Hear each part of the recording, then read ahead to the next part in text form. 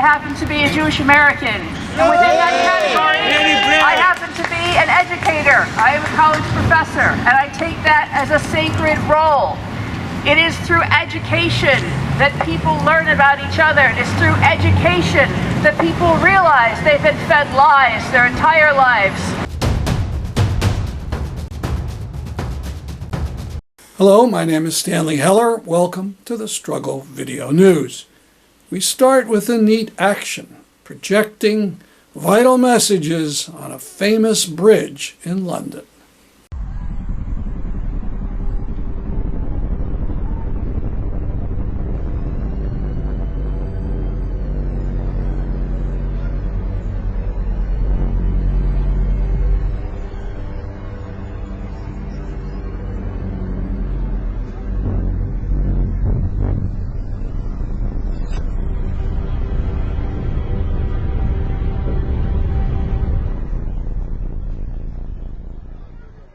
And there's awful news about an Israeli attack on a Palestinian medical facility.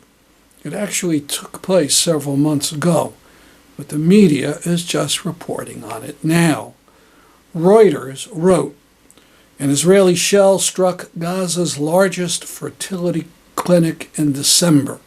The explosion blasted the lids off 5 liquid nitrogen tanks stored in a corner of the embryology unit.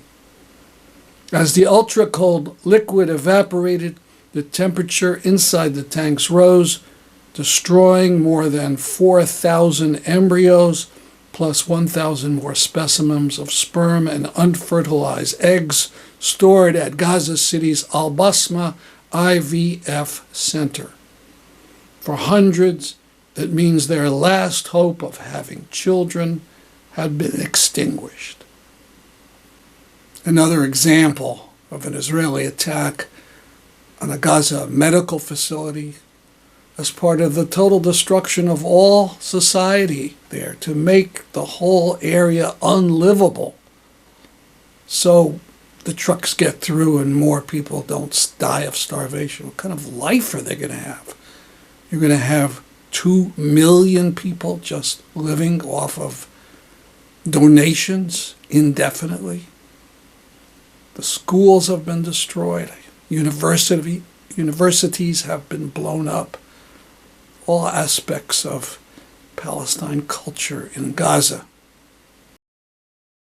Now to Danbury, Connecticut, and to a rally that was called in part to thank 9 members of the city council who called for ceasefire. Will never be defeated. The people united will never be defeated. The people united will never be defeated. Money for jobs and education. Not for crimes and occupation. Not for crimes and occupation. Money for jobs and education. Money for jobs and education. Not for crimes and occupation. Not for crimes and occupation. Not another nickel. Not another dime. Not another nickel. Not another dime. No more money for Israel crime. No more money for Israel's crime.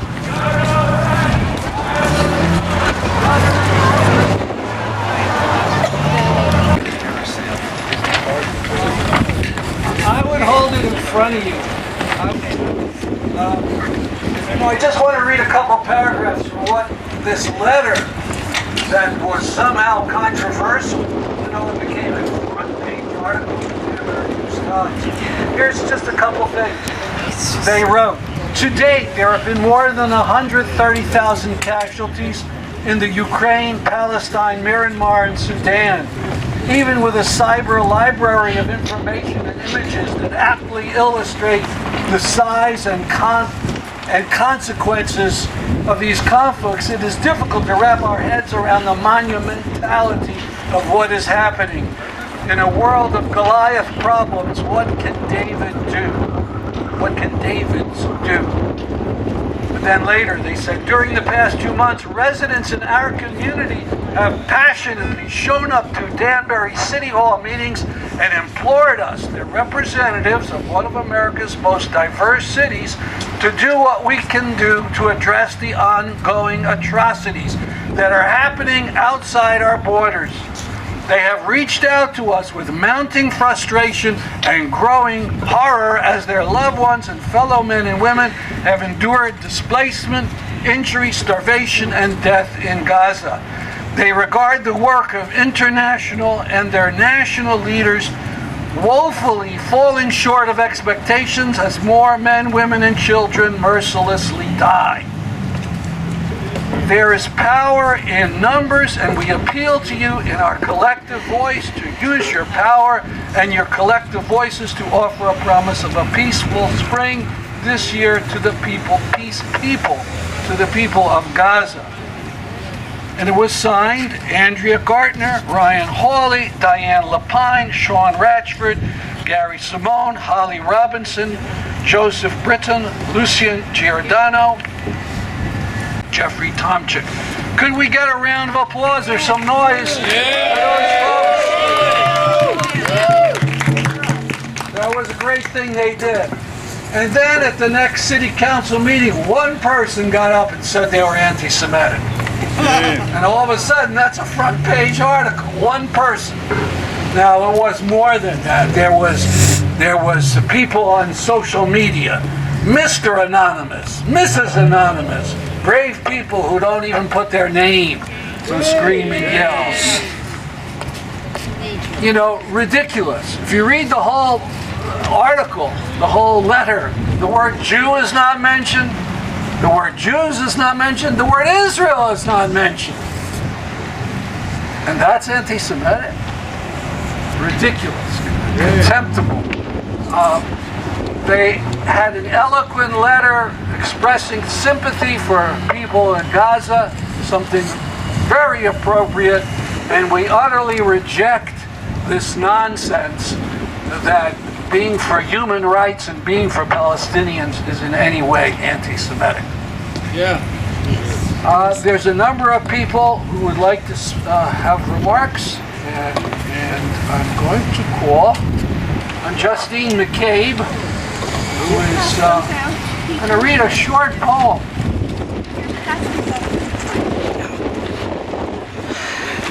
Hello, all of you. Welcome, Mahlan.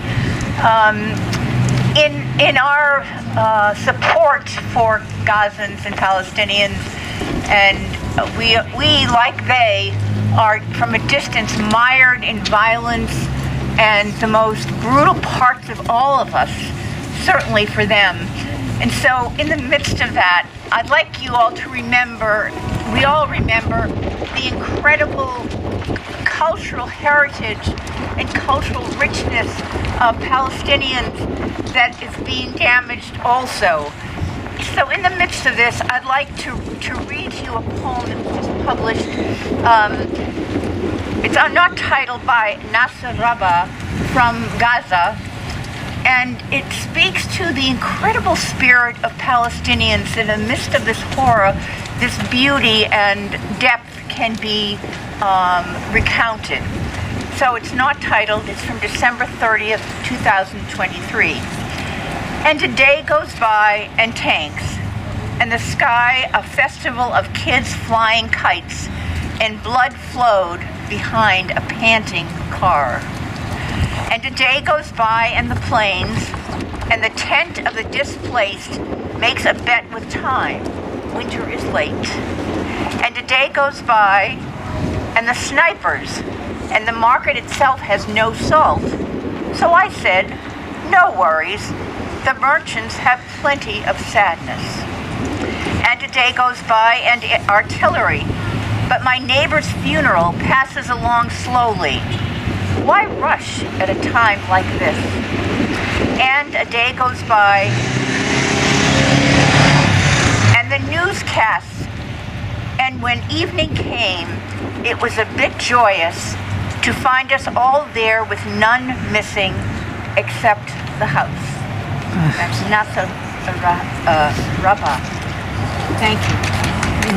Say nothing. So this is the place to be right now. And as was just said, I'm actually on the town board in Lewisboro, so I thought I would sort of share from my perspective, since there's a similar dynamic going on here now. I was sort of pushed into over the edge into more activity when in October one of my town board colleagues made what was then pretty obligatory "We Stand with Israel" declaration, and I was like in a position where, wait, people are already dying by the thousands, and I'm like, is this going to be the only thing that comes out of our board? So, not very articulately, I kind of like, but there's thousands of people, millions of people are now cut off from food and water, so this needs to stop. Not very impressive, but over the next weeks, like everybody here, I'm putting things out on social media, trying to get people to care. And we have a small group of people coming to our town board meetings every session and attacking me for being anti-Semitic and et cetera, et cetera, et cetera. And they even organized for the American Jewish Committee to come and give a presentation on anti-Semitism. And when I asked them, don't you think that the rise in anti-Semitism might be tied to the death of 30,000 Palestinians? They freaked out and started dumping all the sort of Israeli propaganda on us, So, but I do have a lot of supporters, but they're all afraid to speak up. And I think that in some sense, this is almost the worst thing that's going on here, because when you think about it, if people are afraid to speak about this, then what's the next thing that they're afraid to speak about, right? So this is really, really disturbing. And it is a local issue, as been said before in front of this city hall. Those billions of dollars could be going to help people here in real needs, rather than to the slaughter in Gaza. And yes, we have to do our town business, but we can walk and chew gum at the same time, or we can walk and resist genocide at the same time. So yes, we have to work on our budgets, but as you think about the cost of the roads, think about the roads in Gaza, which have been blown into bits and have the bodies of the victims scattered on them now. Or as you're thinking about the healthcare line in the budget, think about the fact that Gaza has no more hospitals, and all the doctors and the nurses and the patients have been murdered. So it is connected. It's all connected by our collective soul, and our job here is to continue to make more space, to open up space for other people to talk. They want to speak, they're frightened to speak. Help make that space, and that's what you're doing here today. So thanks. Free Palestine. Yeah, free Palestine! Program. Yes. We are making some progress. Besides the city council, there was a bombshell yesterday. I don't know if everybody has seen it, but a letter was sent to Joe Biden by 40 members of Congress saying, don't transfer weapons to Israel. Now, it wasn't just the squad. It was 40 people, and included the former Speaker of the House, Nancy Pelosi, and our Congresswoman, Johanna Hayes. There was even mention of our efforts in the New York Times on the front page. Well, yeah, Danbury is mentioned, but in an article about how we and others are bothering leaders of various localities. All right, let's vex them. Let's vex them some more, because we need many more results. I'm going to call on Ahmad Hamdan. All right. Good afternoon, and thank you all for coming out today. As you know, we are coming up on Eid al-Fitr in a few days, and I'm sure I speak for every Muslim in the world when I say that this Ramadan is unlike no other we've ever experienced. For all my Muslim brothers and sisters, thank you all for your continued efforts during this impossible time. May all of our efforts be rewarded. And for our 9 city council members who have decided to stand above all of the forces from which have worked against them, to stand on the right side of history, a very special thank you.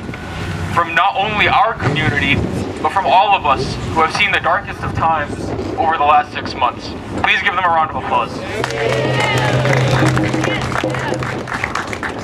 You see, as a Palestinian American, I was born into this hardship. Since as long as I could remember, I've been tasked with the impossible job of trying to educate those around me of the plight of the Palestinian people. And as long as I could remember, I have been met with apathy and responses like, Palestine? Is that like Pakistan?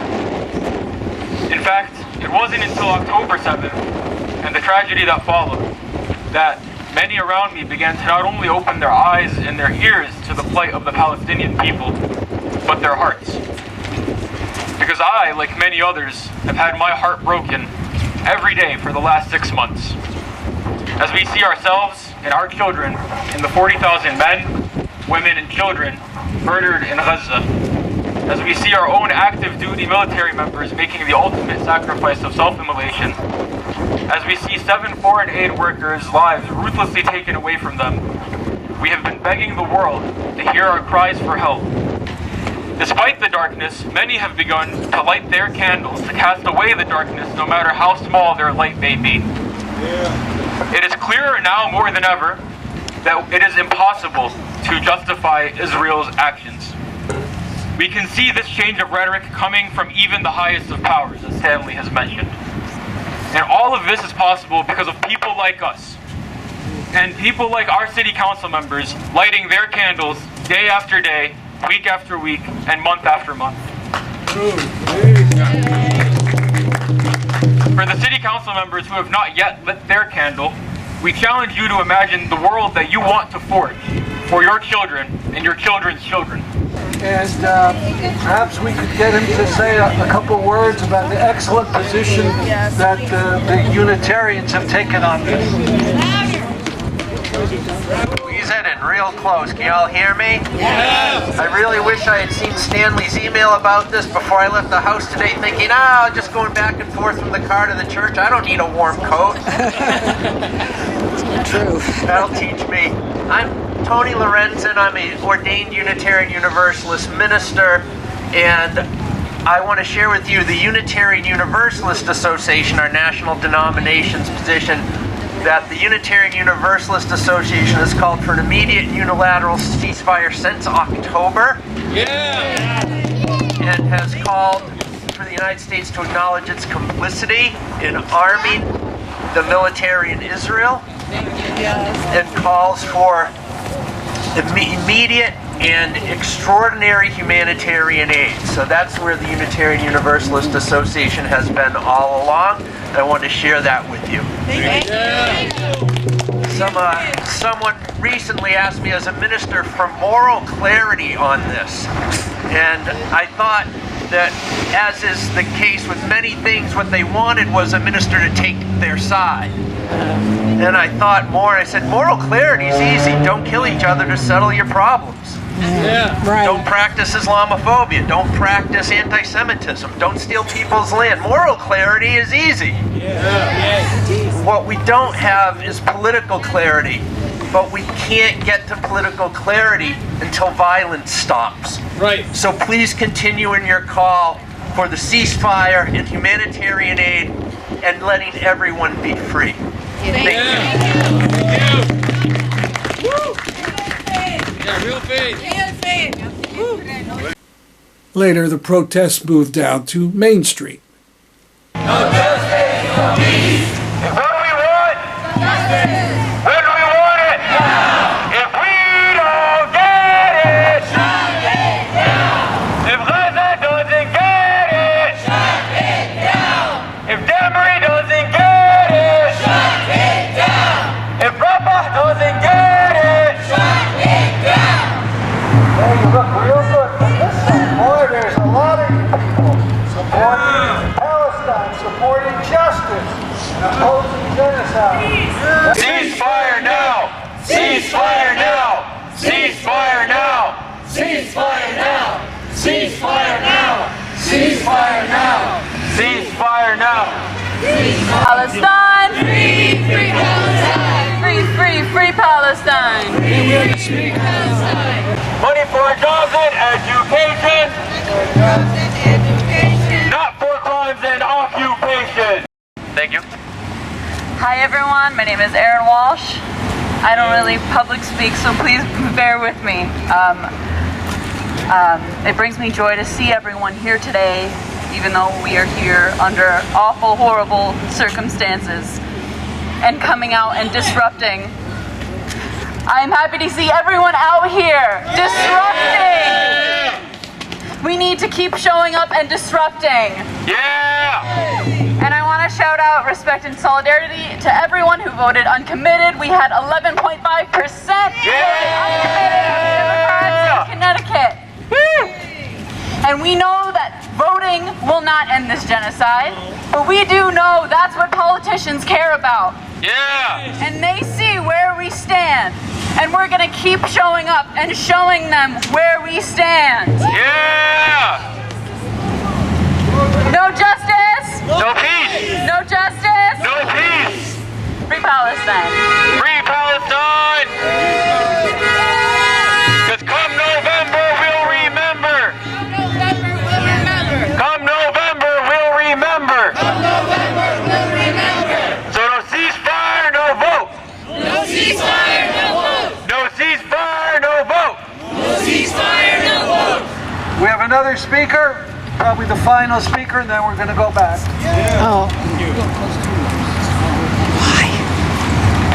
Good afternoon, Danbury. It's great to see you out here. Thank you so much. Yeah! I am a human, first and foremost. Yes. Right? And within that category, I happen to be a Jewish American. And within that category, I happen to be an educator. I am a college professor, and I take that as a sacred role. It is through education that people learn about each other. It is through education that people realize they've been fed lies their entire lives. It's through education that people will realize we don't have $14 billion to blow up an area the size of Yonkers. That money is our money. And we can no longer stand by and let that money go to a stream of weapons, enriching weapons companies. That's who wins here. I am so happy to see everybody out here today. It's been difficult in the academic world. We're often accused of being a vile, simmering forge of hatred and anti-Semitism. Nothing could be further from the truth. It is in colleges and universities that people learn the truth. It is in colleges and universities that we, the teachers, have a responsibility to humanity. It's been hard. The intimidation has been intense, but we stand up and we sign letters and we support students. And it's through this kind of partnership, students from all backgrounds, students who see themselves first and foremost as humans. Yeah! And that is what brings us all together today. Thanks very much. Yeah! Woo! Our idiot Congress continues down its path of declaring any resistance to apartheid and genocide as criminal. This week, it overwhelmingly adopted a resolution declaring the slogan, "From the river to the sea, Palestine will be free," as anti-Semitic. That will be used as a wedge during the now constant inquisitions against college presidents, those who don't show enough zeal against human rights supporters. Some of the inquisitions already claim the slogan calls for genocide of Jews. Zionists say BDS is an existential threat, that a keffiyeh is a symbol of terrorism, and so on. The thought police in Congress have already passed a resolution declaring anti-Zionists like me to be anti-Semitic. Just this week, the Speaker of the Legislature of Ontario, Canada, has banned the wearing of a keffiyeh. Elon Musk said he'll suspend anyone who tweets the word decolonization. There's nothing wrong with demanding freedom for all from the river to the sea. It means in all of geographic Palestine, there'll be a demand for equal rights. For months, we've been also using and promoting a second slogan to make things clear. From the river to the sea, justice and equality. Coming Sunday, April 28th at noon, a march from the New Haven Green for a free Palestine. More about it next week. Now, criticism of President Zelensky of Ukraine for his awful statement of support for Israel. He criticized Iran for sending missiles towards Israel, but made no note that Israel had killed Iranian generals at its embassy in Syria. We support Ukraine's resistance to Russian conquest, but have consistently criticized Zelensky's government's cruel and foolish embrace of Israel. We close on a happier note in New Haven during an eruption of cherry blossoms in its Wooster Square.